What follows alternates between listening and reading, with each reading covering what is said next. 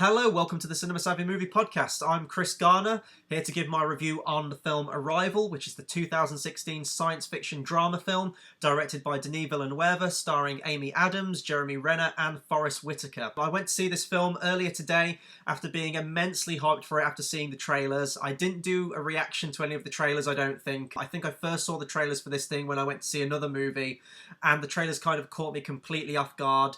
Really hyped for it though, because I love this type of movie. I love alien first contact films. I think if done right, they're really interesting. And just judging by the tone from this film, I knew it was going to be a movie that I'd like, because I love that slow build, really methodical back and forth with alien contact movies. And there's really only been a few I can think of at the top of my head right now. Close Encounters of the Third Kind is probably the most popular one.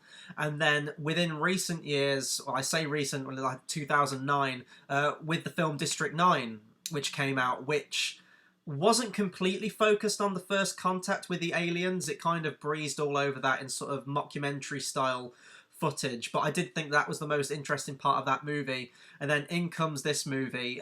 First off, for anyone that doesn't know what Arrival is about, I'm just going to read the quick plot synopsis. So it's renowned linguist Dr. Louise Banks, played by Amy Adams, is recruited by the military to assist in translating alien communications. Along the way, she is introduced to Ian Donnelly, a theoretical physicist, and together they must uncover the reason as to why the aliens are here. Right from that premise that I got from the trailer, I was instantly hooked, because it plays on your curiosity. You want to know why the aliens are here. And not just from that too, but Denis Villeneuve, I hope I'm pronouncing that name right, is a fantastic director. Looking at his fairly recent films, Prisoners, starring Jake Gyllenhaal and Hugh Jackman, was a great movie.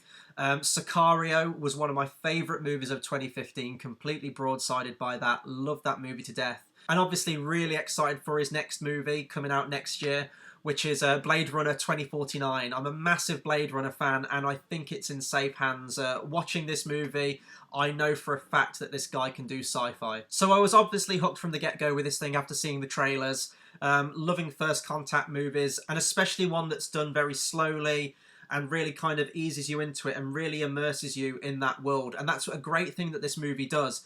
Although, obviously, it's completely outlandish with these huge oval ships that have landed in 12 sectors, I believe it is, across the globe.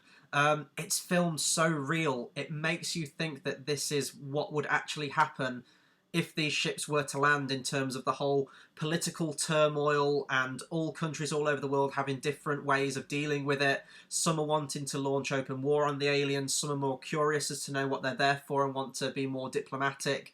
Loved all that stuff, and that was some of the most interesting stuff I thought in the film.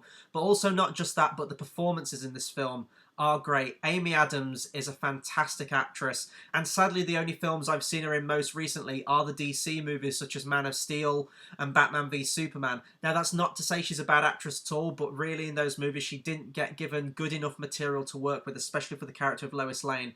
But here, Amy Adams is the standout. She is the main character. She is the character you follow, and right from the opening of the film you are completely emotionally on this character's side. She brings a level of determination and emotion to the character all the way through, and she is by far the standout in this film. The male lead in this film is played by Jeremy Renner, and although he's a fantastic actor in himself, I did find his character in this movie kind of pointless. And that's not to say he's bad at all, it's just kind of the plot and just how good Amy Adams is and how the plot really revolves entirely around her.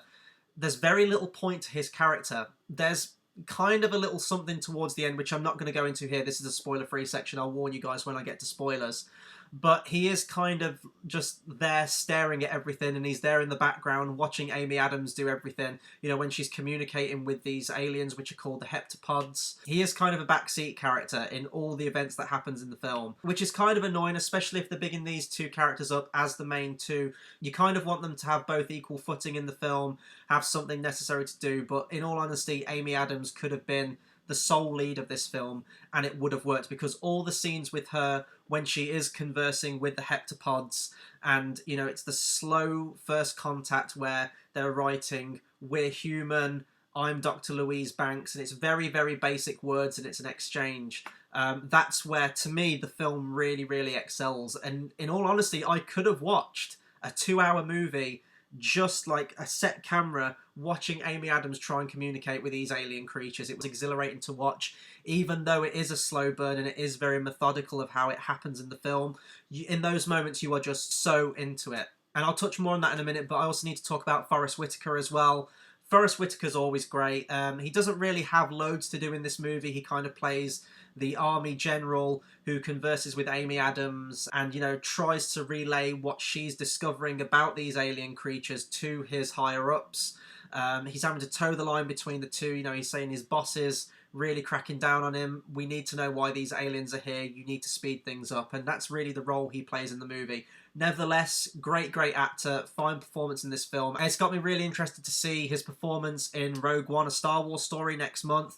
I'm a massive Star Wars fan, so of course I'm hyped for that movie, but judging by the trailers, Saw Gerrera is going to be one of the characters I'm really looking forward to, and I'm sure Forest Whitaker is going to knock it out of the park. Okay, so let's talk about the aliens a little bit. Again, I'm not going to go into massive details, but they are called the heptapods, which might be a slight giveaway as to what the aliens actually look like. You get a brief glimpse in the trailer, I believe. All throughout the movie, these things are very much shrouded in mist and fog, and I love that about it. You do kind of get to see the bulk of the alien throughout the movie, especially when it moves towards the end, but even through the movie, there's never that moment where you sort of, you know, like the Jurassic Park reveal shot of the Brachiosaurus, there's never that moment where the camera sort of pans back and you get to see this entire thing really clearly. As I said, it's shrouded in mist, and the camera kind of only focuses on certain portions of the alien creature's body, and I thought that was really effective. Plays more on your imagination, and it did have those moments where you're looking at it and you're thinking, this is a very eerie, otherworldly creature that could exist.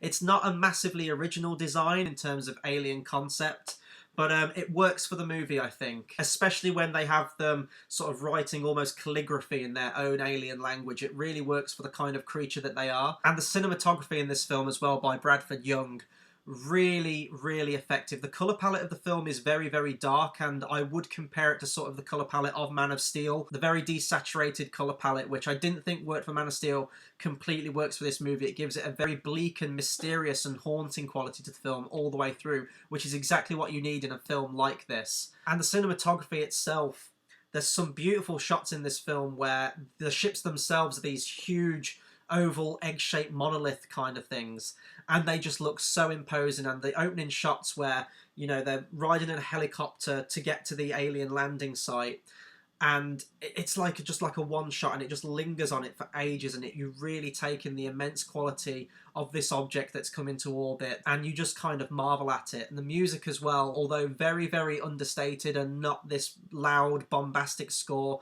not an iconic one at all really. It's not like Close Encounters of the Third Kind where everyone remembers that famous John Williams music cue that the aliens play. But it works for the film. The music by Johan Johansson. When they're first approaching the ship, there's like a 4-note cue, and the music itself sounds like the noises that the aliens make. It's almost whale-like and underwater and really uncomfortable and discordant, and it works for the film completely. As I said, like, I'm not going to be humming this soundtrack anytime soon, but it does work for the film, and it gives it that nice undercurrent to the film as you're figuring out why the aliens are there along with the characters, and you are in those moments of tension. And that's something I want to talk about as well. The tension in this film is great. And again, not going into spoilers, but there's a moment towards the start of the film where it builds up the entrance of Amy Adams and Jeremy Renner getting into this ship, and they do some cool stuff with the gravity as well, and the change in gravity as they enter this ship. And you think you're about to get into one of these sessions where they're communicating and learning from each other, and the scene cuts and you don't see it, and it builds up the tension even longer. It gives you like just a little taster of it, and then it delays it even further.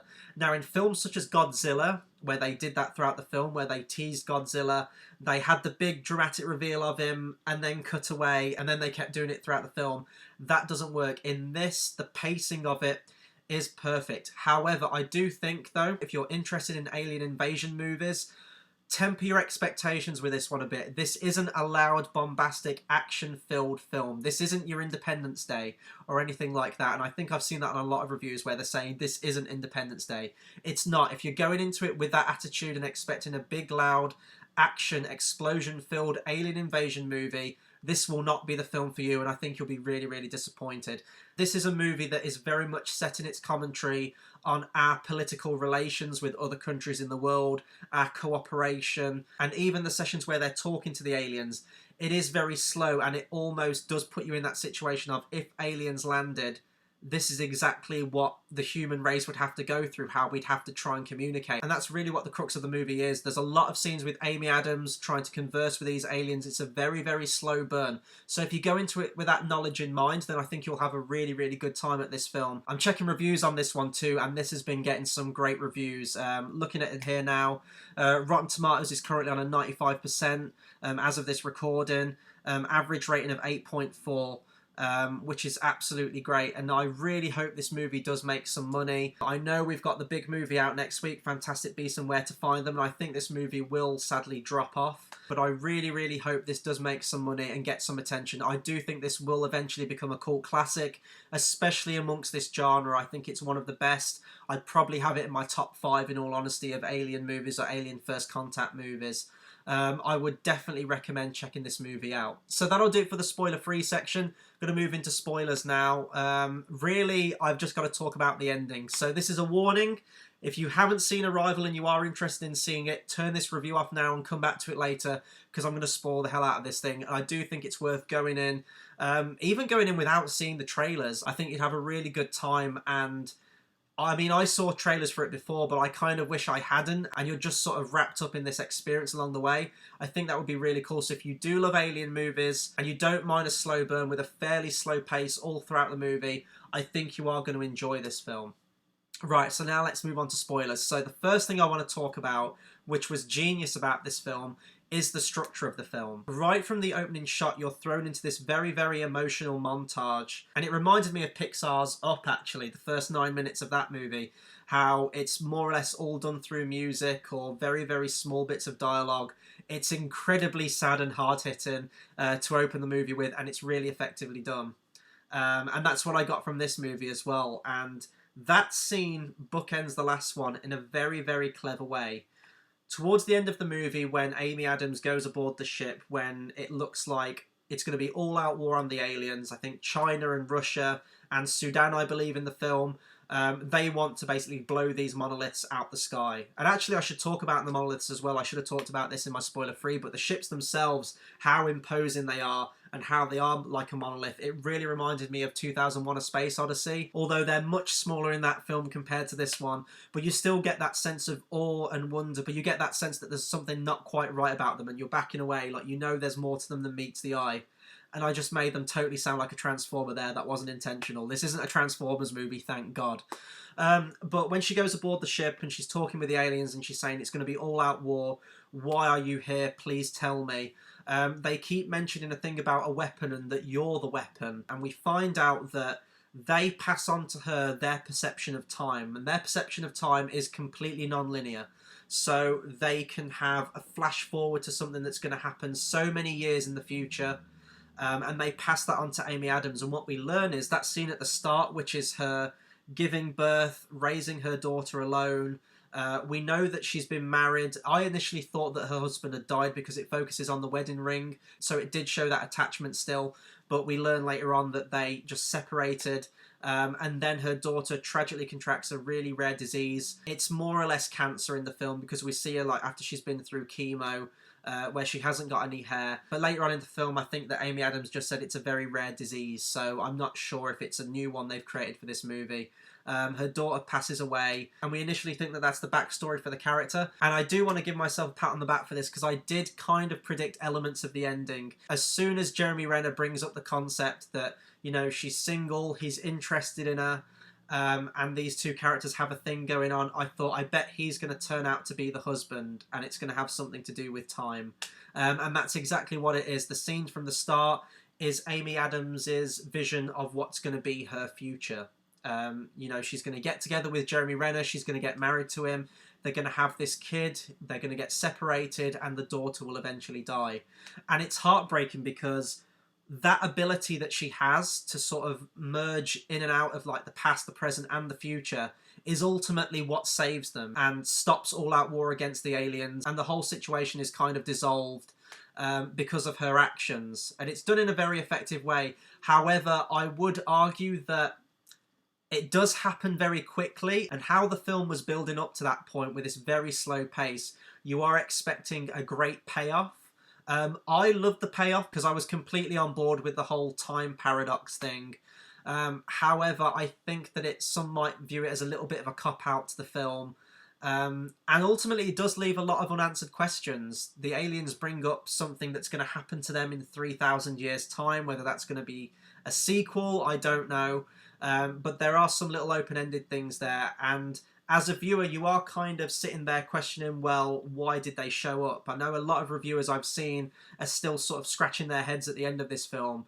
But what I took away from the film is that the aliens were here to bring about a utopian society on our planet. They clearly must have known that we were always at war, we're always against each other, lack of cooperation. And we see that in the film where all the countries of the world, among the 12 landing sites of these crafts, they're trying to communicate to them in their own way, and they're not sharing their own findings with other landing sites or other countries. They're all keeping it very close to the chest. And I think that is something that would happen in the world today if aliens did land. And that's why I love this film, because it does put you in that situation. And although these aliens have landed and it's an alien first contact movie, it does feel very believable if this were to ever happen. So what I take away from this movie is that the aliens were here to help us, to guide us along, to bring us closer together.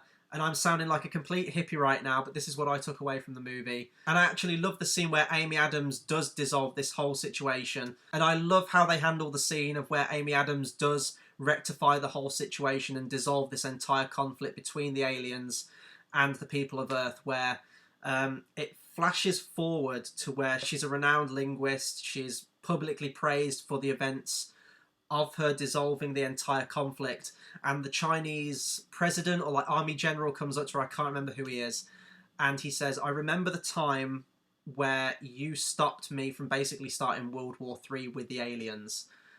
He says, you made a phone call to me where you spoke my deceased wife's dying words on her deathbed to me, and that is the action that stops him from launching an attack on the aliens. So we see that happen in the future. And then because of her perception of time, where she can pull bits of knowledge from all throughout her life, even of events that technically haven't happened yet, she then applies that and she makes that call, which completes that time loop from the future events to the present. And that is what stops the situation. I love that. I love time travel stuff and things like that. I guess if you think really hard about it, it would kind of fall apart. But because of the aliens and their perception, you are completely on board with it. And as well with the structure of the film, which I talked about, how the first scene bookends with the last. Again, very, very clever, because in this movie they talk about the alien language itself and how it's written in a way where the beginning meets the end and sort of works its way back to the middle. They compare it to our sense of writing, where they'd say if we were writing a page of dialogue or just a page of writing, we'd start at the top and we'd start at the end, and we'd write backwards and eventually meet in the middle. We'd know exactly how much space we need, exactly how many words we need, and the aliens can just do this in a blink of an eye with their symbol. It's something in relation to that. And also, Amy Adams' daughter in the film, and they do point this out in the film, is called Hannah, which is exactly the same spelt forward as it is backwards. And that was very clever how that all wrapped up and how they worked that into the plot. As soon as she said Hannah, I did pick up on that instantly, and I thought that was really nice how they handled that at the end. And now I'm in spoilers, I guess I can talk about the aliens themselves. The heptapods, hept means 7, they're basically just like a squid-like alien with 7 legs, and they kind of walk around like the Hand from Addams Family. But it did remind me of the ending of Watchmen, which is very similar, which also uses an alien squid in order to bring about a utopian society. The end of Watchmen, Ozymandias teleports an alien squid into the city, which causes massive destruction, which kind of makes all the countries of the world unite against this alien threat should it ever happen again. I thought that was a really neat coincidence, and as a fan of Watchmen, I just picked up on that instantly. That's why I'm wearing a squid shirt today. But yeah, I guess sort of capping off with the spoilers now. It does leave some unanswered questions. I think it leaves it up in the air and to the viewer's own interpretation as to why the aliens were actually there. I liked that it didn't spell things completely out. I like that they keep the aliens very much in shadow and there's still that air of mystery about them, which is what you want. It kind of reminded me of, I believe it was the third series of the TV show Torchwood, which was the Doctor Who tie-in many, many years ago. Children of Earth, I believe it was called, where these aliens are, I think they're taking kids or making them disappear, but the aliens are kept behind a glass screen in white fog, and you only see them kind of smack against the glass every now and then. And that's kind of how the heptapods are shown in this movie. I thought that was really effective.